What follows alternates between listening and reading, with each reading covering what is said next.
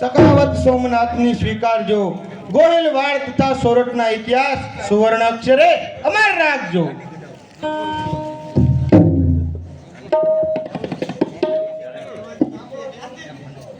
સાંભળો સોરઠના સુરાઓ સાંભળો.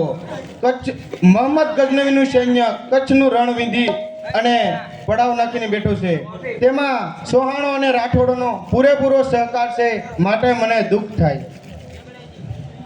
શું કર્યું તો એ દેશદ્રોહી કહેવાય છે. શું સોહાણો અને રાઠોડોએ રાજપૂતાઈ ઉપર કલંક લગાડ્યું છે. એક કલંકને કાળા ડાઘને આ ગુંજેશ્વર ભૂંસી નાખશે. દેશદ્રોહીનું જ્યાં સુધી પતન નહીં કરું ત્યાં સુધી તલવાર નીચે નહીં મૂકું, ભલે 10,000 સોમપુરા બ્રાહ્મણોના બલિદાન દેવા પડે. હું પ્રથમ જવાબદારી વેગડાજીને સોંપું છું કે તે મોહમ્મદ ગજનવીનું સૈન્ય અટકાવવા માટે ત્રિવેણી પર જાઓ અને ત્યાં તેમનો સામનો કરો. અર્જુન બેલના બચ્ચા એક પણ જીવતા હશે ત્યાં સુધી પ્રભાસના કિલ્લાને ઉની હાથ પણ નહીં આવવા દઉં.